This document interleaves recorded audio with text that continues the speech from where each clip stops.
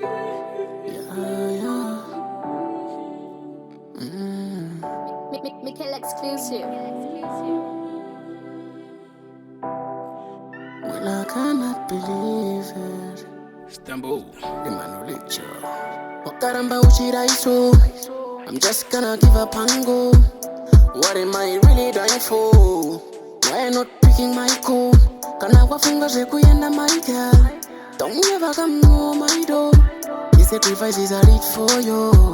I would have been in prison right now. Maybe ndrikuisa pressure, ndrikuisa force. On social media uvume kundiposta. Yes, you are cheating, uri kutsotsa. Katingo zvisiye kana zvichikosta. Oh yeah, munhu wamwari. Imi munhu wamwari. Unondikumbura zvokwadi. Mandikandisa mapfungo pasi. Oh yeah, munhu wamwari. Imi munhu wamwari. Unondikumbura zvokwadi.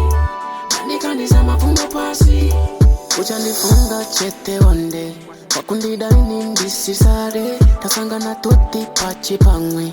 Takuti miss please get off my way. Wandipedza simba ndava kugara pasi. Handichina simba rekuvaka mazwi. Wangu ndaneta nekupokota mabvi. Ndaneta nekufira pasina. Munhu wamwari. Imi munhu wamwari. Unondikumbura zvokwadi. Mandikandisa mapfungo pasi. Oh yeah, munhu wamwari. Imi munhu wamwari. Unondikumbura zvokwadi. Mandikandisa mapfungo pasi. Wakaramba uchiraiso. I'm just gonna give up and go. What am I really dying for? Why not picking my call? Kana wafunga zekuyenda my girl. Don't ever come near my door. These sacrifices I did for you. I would have been in prison right now. Maybe ndrikuisa pressure, ndrikuisa force. On social media uvume kundiposta. Yes, you are cheating, uri kutsotsa. Katingo zvisiye kana zvichikosta. Oh yeah, munhu wamwari. Imi munhu wamwari. Unondikumbura zvokwadi. Mandikandisa mapfungo pasi.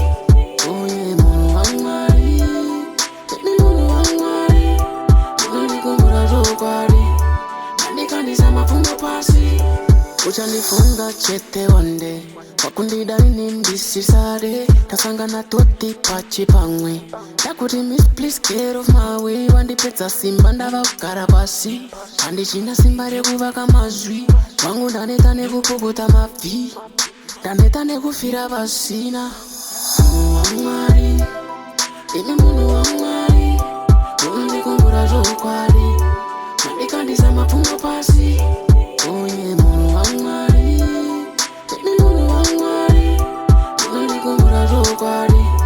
Mandikandisa mapfungo pasi.